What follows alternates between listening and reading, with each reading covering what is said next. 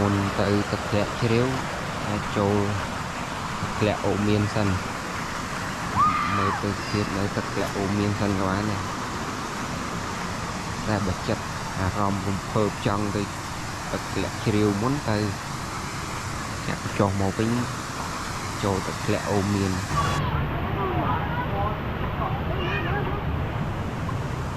bao bán đây được anh bác nó hoàng bông ạ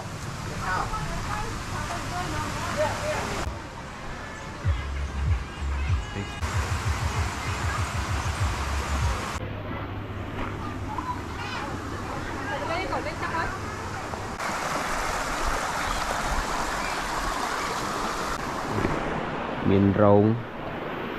miền tàng miền rừng mà đi em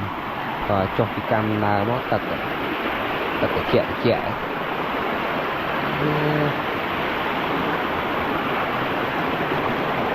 bầy bùn nẹt chụp chùm kia